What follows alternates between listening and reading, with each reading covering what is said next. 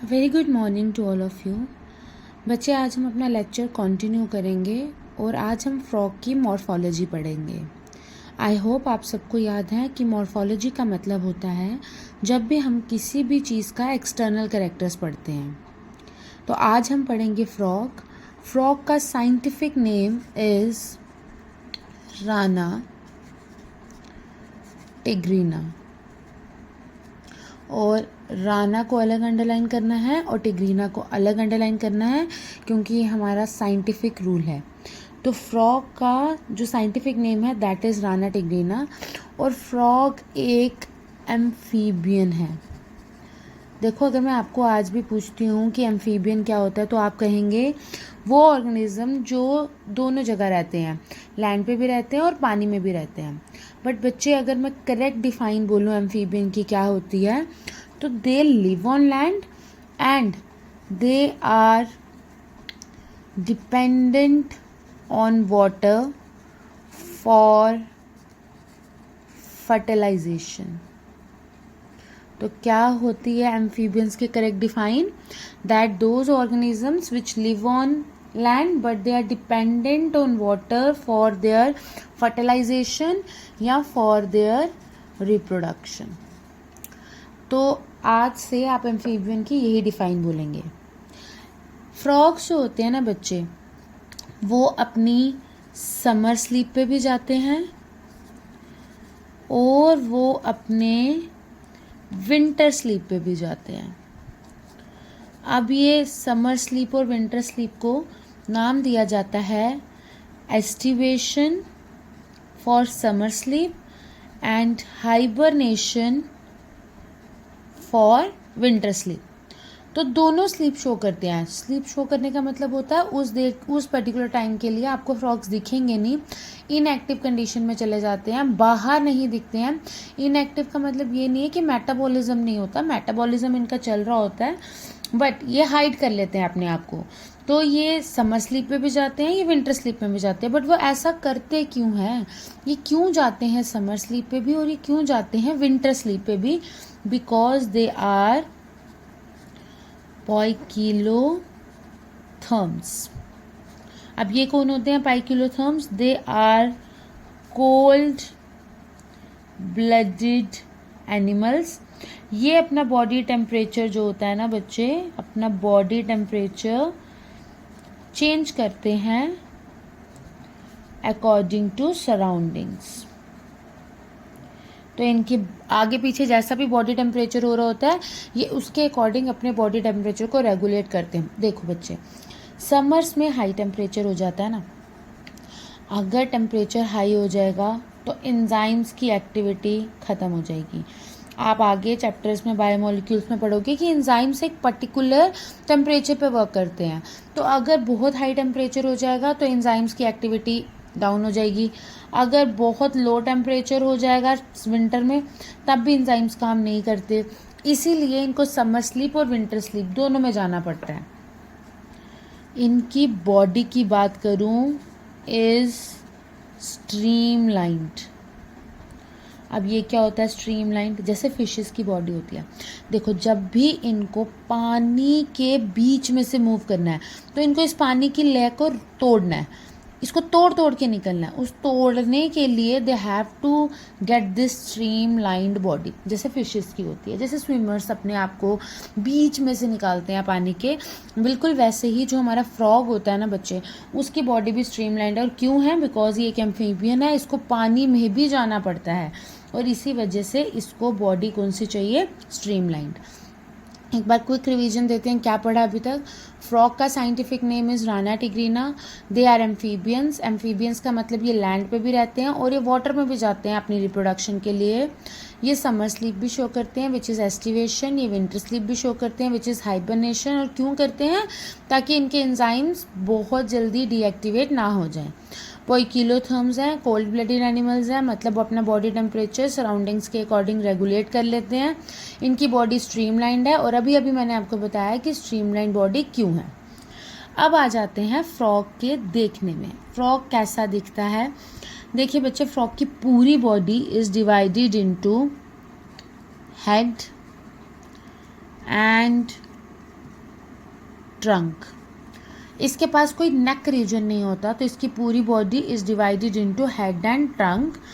इनके हेड की बात करें तो they have a pair of nostrils, जहाँ से ये रेस्पिरेशन करते हैं। इनके पास नॉस्ट्रिल्स हैं। इनके पास बल्ज्ड आउट आइज़ हैं। बच्चे, इनकी आइज़ बाहर की तरफ प्रोट्यूड आउट हुई होती हैं, हमें बहुत मोटी मोटी सी इनकी आइज़ दिखती हैं। और इनकी आइज़ के पास एक एक्स्ट्रा आईलिड होती है विच इज़ निकिटेटिंग मेम्ब्रेन। देखो, ह्यूमन बींग्स में निकिटेटिंग मेम्ब्रेन जो होती है ना, वो वेस्टिजियल ऑर्गन है, हमें नहीं चाहिए, इसलिए हमारी आंख के साइड पे हमें बल्जिंग दिखती है वाइट कलर की। वेर एज इनके पास निकिटेटिंग मेम्ब्रेन होती है, फिशेस के पास भी होती है, इनको प्रोटेक्शन देती है जब ये पानी में काम कर रहे होते हैं। जब इन्होंने पानी में जाना होता है उस टाइम पे इनकी आंखों को प्रोटेक्शन देती है वो निकिटेटिंग मेम्ब्रेन। इनके पास एक एक्सटर्नल ईयर प्रेजेंट है which is known as tympanum. बच्चे, ये जो टिम्पैनम है ना, ये सिर्फ एक्सटर्नल ईयर है, इंटरनल ईयर इनके पास प्रेजेंट नहीं होता। ये साउंड्स को प्रोट्यूड आउट कर लेते हैं, इनको पता चल जाता है। अगर मैं बात करूं इनके इस रीजन की, बच्चे किसी किसी फ्रॉग के पास इस रीजन में वोकल सैक्स प्रेजेंट होते हैं। दे हैव वोकल कॉर्ड्स और वोकल सैक्स। और ये वोकल कॉर्ड्स जिनमें भी प्रेजेंट होते हैं ना बच्चे, वो होते हैं हमारे मेल फ्रॉग। कौन से फ्रॉग होते हैं? Male frog.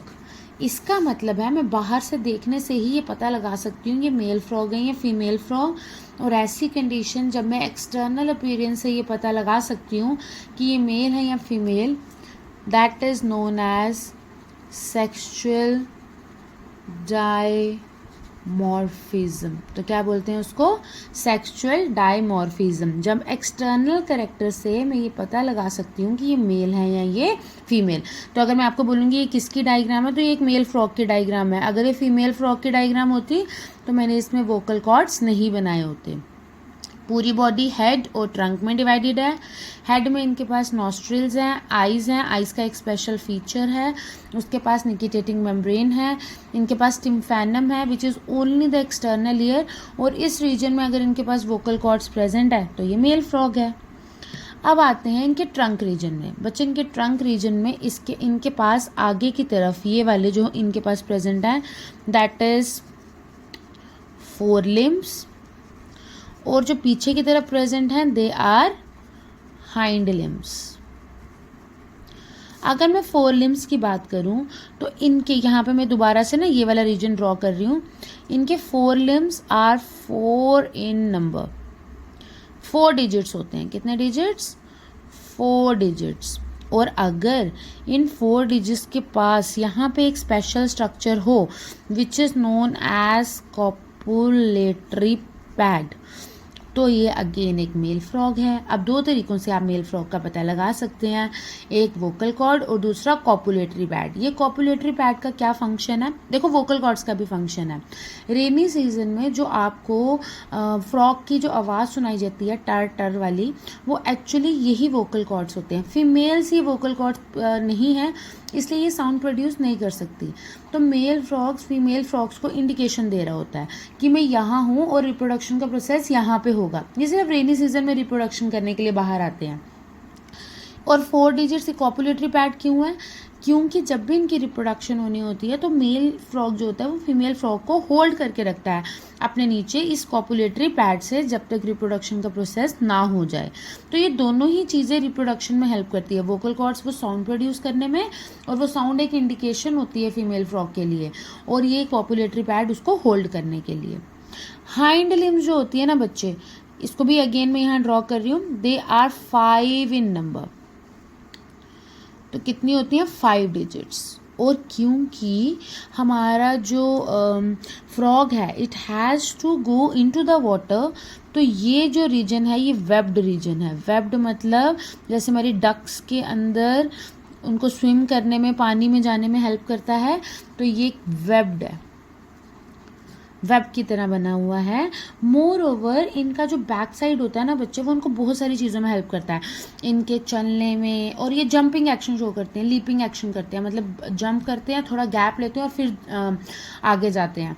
तो हर एक चीज़ में उनकी स्क्वाटिंग पोजीशन की जगह जैसे वो बैठते हैं, तो ये सारी हाइंड लिम्स इनको हेल्प करता है उस पोजीशंस के लिए। लास्ट में इनके पास यहाँ पे प्रेजेंट है बच्चे cloaca. Cloaca is a common opening for 3 things, that is आपका डाइजेस्टिव सिस्टम, जितना भी आपका एक्सक्रीटरी वेस्ट है वो भी यहीं से बाहर जाएगा, आपका यूरिनेशन सिस्टम, यूरिन भी यहीं से पास ऑन होगा, आपका रिप्रोडक्शन ऑफ फ्रॉग वो भी यहीं से होगा। तो 3 चीज़ें हैं, ये cloaca is a common opening for all the 3 things. इसके अलावा इनकी जो स्किन होती है ना बच्चे, दैट इज स्लाइमी। क्यों इतनी स्लाइमी होती है? क्योंकि इनकी स्किन पे प्रेजेंट होते हैं म्यूकस ग्लैंड्स, जो कॉन्टिन्यूसली म्यूकस क्रिएट करते हैं, और इनकी स्किन जो होती है ना वो बहुत स्लाइमी हो जाती है। अगर आप में से किसी ने फ्रॉग देखा होगा तो आपने देखा होगा उसके ऊपर इस तरह से मार्किंग रहती है। जब ये ग्रीन कलर की ग्रासेस में होते हैं ना बच्चे, उस टाइम तो हम इनको बिल्कुल भी पहचान नहीं सकते, ये कैमोफ्लैज हो जाते हैं। कैमोफ्लैज होने का मतलब है उसी कलर के साथ जो है ना इनका अपना कवर जो होता है वो मतलब अपने आप अपनी बॉडी को उसके साथ वो कर लेते हैं हम बिल्कुल कैमोफ्लैज, और हमें पता नहीं चल पाता कि फ्रॉग वहाँ है या नहीं है। कभी कभी ये बाग के ऊपर जब होते हैं ना तो ये ब्राउनिश कलर में भी, थोड़ा थोड़ा स्लाइट ब्राउन कलर में भी चेंज हो जाते हैं। इसलिए इस पर्टिकुलर जो हमारी फॉर्मेशन रहती है उसको मिमिक्री कहते हैं। तो ये मिमिक्री वाला फॉर्मेशन भी शो करते हैं। तो ये आपके पास कैमोफ्लेज भी शो करते हैं, ये मिमिक्री भी शो करते हैं। कलर ये इनको प्रोटेक्शन देता है बच्चे। Protection from what? From the predators, जो भी प्रीडेटर इन पर अटैक करने वाले होंगे उनसे भी इनको बचाता है। तो इनके पास बहुत सारी ऐसी चीज़ें होती हैं। आई होप आपने जितना भी आज फ्रॉग के बारे में, उसके एक्सटर्नल फीचर्स के बारे में पढ़ा है वो आपको क्लियर हो गया होगा। You can take a screenshot of this particular thing also. Notes मैंने आपको प्रोवाइड कर दिए हैं, नाउ आप इसको लर्न भी कर लीजिएगा। Thank you.